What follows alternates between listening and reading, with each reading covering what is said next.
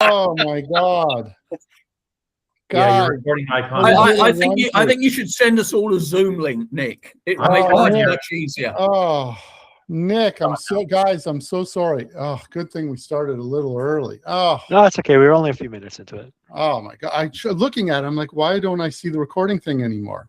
And then, okay, let's hope nothing happens again. All right, here we go. I'm so sorry. All right, here we go. New intro. Oh, rookie. All right. In 2002, if you wanted CRM, you wrote a $2 million check to Siebel Systems. The implementation took 18 months, and you needed a 5-person IT team to keep it running. Siebel had 45% of the CRM market. Fortune named them the fastest growing company in America. 3 years later, Oracle bought them in a salvage deal for $5.8 billion. Their customers had quietly left for a startup that charged $65 a month and ran in a browser window. That startup was Salesforce. In February of this year, Salesforce stock dropped 28% in 48 hours. $2 trillion in software market cap, gone over 30 days. Every analyst called it the SaaS apocalypse. The reason? AI agents that automate the exact workflows that justified those per-seat subscriptions. The disruptor got disrupted. 6 weeks later, the rebound began. Oracle and ServiceNow led it. ServiceNow shipped agentic ACV, customers paying for AI-completed tasks instead of human logins. Half their contract value, their new contract value, is now non-seat based. Their 2026 AI target jumped from $1 billion to $1.5 billion. The vendors who pivoted led the recovery, and the vendors who bolted AI onto seat licenses did not. So that's the movie. It's not the crash, it's the pivot. And whether you're in the channel, in manufacturing, in finance, or running a portfolio company, you're in it right now. We all are. The structural forces are the same ones that drove SaaS 20 years ago. Today, I have 3 people who have also seen this movie. They're going to help me show you the script. Welcome to No AI Theater. I'm Cosmo Mariano. Before I bring in my guests, I want to take a moment to tell you about the company behind this show. This episode is brought to you by XSparks, a global AI transformation company. Our AI operating model helps mid-market leaders stop running AI pilots and start running their business, their companies on AI. And we're accountable from idea to outcome. Now, let me introduce my guests. First, Rod Bapty, 30 years organizing the rooms where every major channel transition gets argued. Rob founded Bapty & Company in 1993, built Channel Focus into the world's largest channel community, 7,000 members, and runs Partner TechX, where executives from Google, Microsoft, Zoom, and ServiceNow show up. If a platform shift happened in the last 3 decades, Rod was in the room when it got debated. Welcome, Rod. Cosmo, thank you very much for inviting me. Next up is Nick Tidd. Nick runs Global Channel for Zoom, a company that just pivoted from video platform to AI-first workplace and is actually publishing the receipts. Their AI companion launched as agentic. Monthly active users tripled year over year, and every one of their 10 largest customer experience deals last quarter included paid AI. 16 years in channel, at Poly, at HP, and now Zoom. Nick is living the transition the rest of us are about to talk about. Welcome, Nick. Thanks, Cosmo. My gosh, 16 years. You're giving me the benefit of youth. I've been doing this as long as Rod. Just one other quick observation. This is a unique panel, man. You got 3 Canadians and a Scotsman. We can take this on the road. It's a good point. Last but not least, Jason Dia. Jason has built and sold SaaS products across multiple cycles, Honeybee to Green Shield Canada and Uberflip through the Path Factory acquisition. Now he's at Koru, the venture studio backed by the Ontario Teachers Pension Plan, where he evaluates AI readiness across the portfolio. Founder, operator, and now investor. Jason has seen this from every chair. Welcome, Jason. Thanks for having me, Cosmo. All right. And you're right. Great to have you guys here. I didn't realize, of course, I forgot, Nick, you were Canadian. And of course, we got the Scotsman, who is always an honorary Canadian as far as I'm concerned. So, okay. Before I open the floor to the conversation, I want to plant three flags. There are three parallels I see between SaaS in 2001 and AI in 2026 that explain what we should already know about how this movie's going to go. Okay, let me start with the first one, the objections. Here's what we heard in SaaS about SaaS in 2001. Our data can't live on someone else's servers. The internet isn't reliable. We need customization. Banking said regulatory compliance made it impossible. Manufacturing said the production floor was too specialized. Rod, you were in those rooms when those objections were getting argued out. What was the dominant objection at the time in the channel, and how did the people raising it eventually change their minds? Let me step back to that time and talk about two meetings I had very early in the piece. And they were about 2 days apart. So the first was with a group of channel partners. It was in London, but the channel partners were from across Europe. And the whole discussion was about how difficult it was to move the customers to the cloud. Was it going to happen? Wasn't it going to happen? How was it going to happen? And of all the groups in Europe, the ones that were going to be the most difficult were the French. 2 days later, I'm sitting in Paris with about 30 CISOs from the biggest companies in France. The conversation wasn't about, we've got to stop the cloud. The conversation wasn't about, the cloud is never going to happen. The conversation was about, it's happening. What do we have to do to protect our companies as we make the shift? I think the thing we need to be very careful of is, who are we talking to? AI is happening. Pilots are going on. Implementations are happening. Implementations are going on. And it's happening all the time. Who are we talking to? Are we talking, for example, when we're talking to our partners, to all of our partners, many of whom are not making the transition to the cloud themselves, or to the partners that are, and the new partners, the born in AI partners, who are helping that transition? It's not will it happen, it's not may it happen. It's actually happening now, and it's happening right across the board. Yeah, I hear you. I think, that's really it. The objections, any objections that we hear are kind of defining the timeline, but they're not defining the direction, right? People know they got to get there. It's more about, how quickly can we do it, right? Okay, so that's the first parallel. The second one is about the economics. Look at what SaaS did. Siebel CRM cost $2 million and took 18 months to implement. Salesforce came in at $65 per user per month, live in weeks by comparison. SaaS moved software from CapEx to OpEx. Nick, Zoom has lived the economic compression on the SaaS side. Now you're living the agentic shift on the AI side. From inside a company that's done both, when does a customer cross the line from this is interesting to this is the only way we can run? Well, I think what's very exciting about this opportunity, and many of us who've been doing this for a while kind of refer to these as the technology windows. And you can look back, you referenced Siebel to Salesforce, we have on-prem PBX to cloud. Those technology windows, they're paramount to embrace. And if you don't embrace them, you're going to get left behind. And we all could write books about all of it. But what's really interesting is you can feel that moment when it happens. At first, customers treat, and many have treated AI like a pilot. They test it in one workflow, maybe summaries or ticket routing. It's interesting, but it's kind of still optional. And then the shift happens.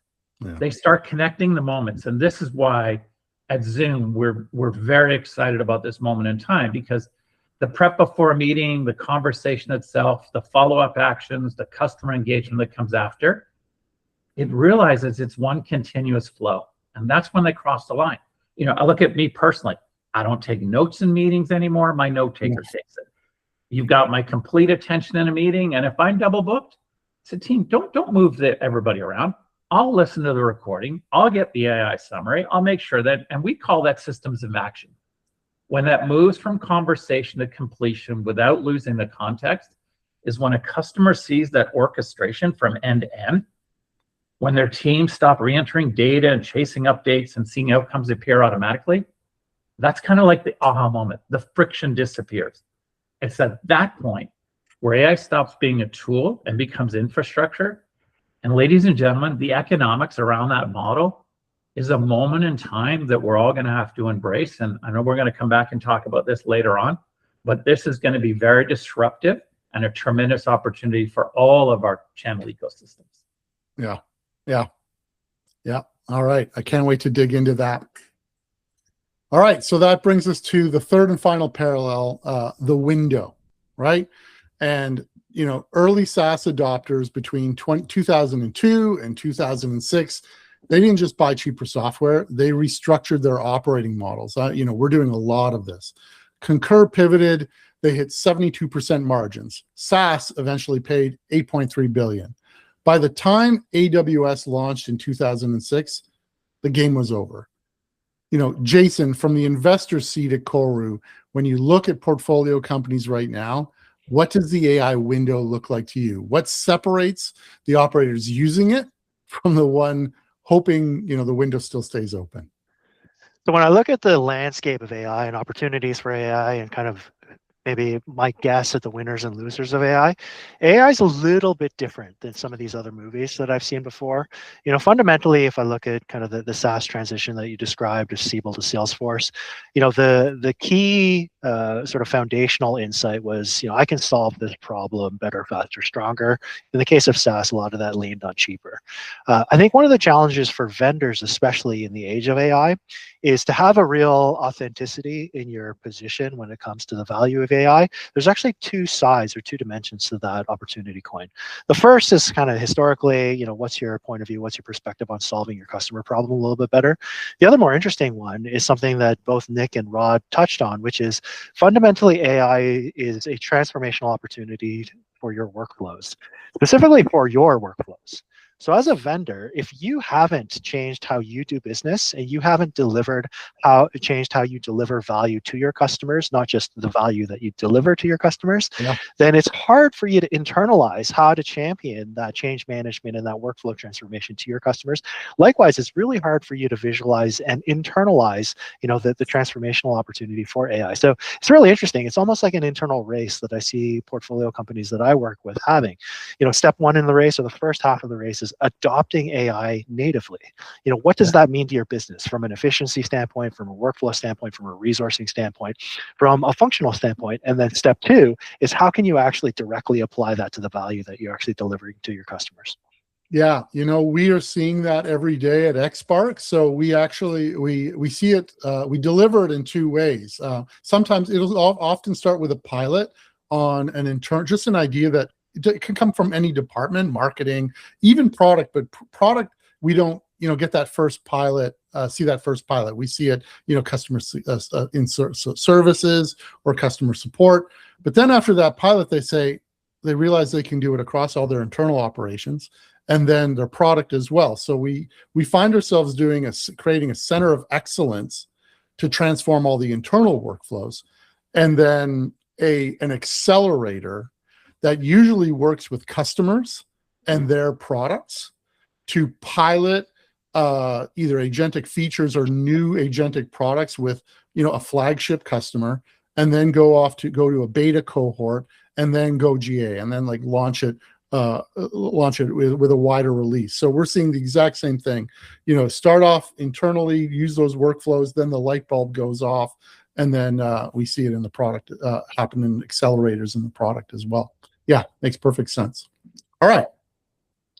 So those are the three parallels that I see, and each of you helped me bring them to life.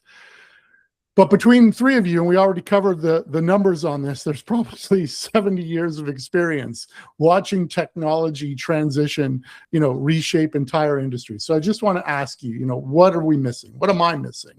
What parallels do you see that I haven't named yet? Who wants to go? I think I'd come back to the economics, right? The entire SaaS business model was built on a seat subscription, which maximized revenue by measuring human input.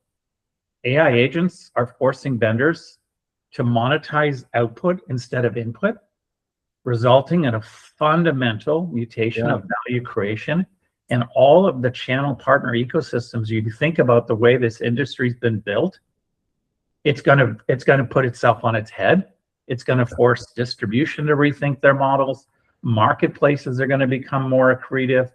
The traditional reseller, SI, advisor, agent, it's just a complete change. And I'll reference the 70 years. I'm glad I'm on the other side of it, because I don't know. I don't know what I can't predict at the moment. And that's the really cool part. Yeah. Anyone else want to add to that? I think we're seeing, sorry, after you, Jason, go for it. Oh, thanks, Rob. I'll just make a comment on sort of what Nick mentioned. It's kind of the transformational opportunity or challenge when it comes to monetization of these products. I think one of the inherent sort of opportunities or problems, depending on how you want to approach it, out in the market is retraining customers. So, historically, touching on a movie that I've seen before, outcome-based pricing on paper always sounds really great. But the challenge that I've seen a multitude of vendors come across is kind of alignment on the definition of what that outcome is. So, a great example that I'll use is in the marketing context. Many marketing vendors, SaaS vendors, have explored the idea of let's charge per outcome, let's charge per lead. And inevitably, what happens is there becomes an attribution problem. A, how do you define the lead? B, how can you prove that the lead came from you? And what I expect is, sort of a similar circumstance will come out of AI, sort of outcome-based pricing, because outcome-based pricing is also very different than usage-based pricing in the context of AI, token usage, etc. So how do you kind of reconcile and rationalize that conversation? And ultimately, because of the macro impact of AI, almost train an entire market to think a little bit differently. Yeah. And I think if I can come into that from a partner perspective, if we look back, 40% of partners went bust during the cloud era, and a whole bunch of new partners emerged. They didn't just emerge, they had new business models. They had a new way of doing business. They had a new way of engaging with their customers. The same thing is going to happen with AI. And I think that's going to pose problems throughout the partner ecosystem.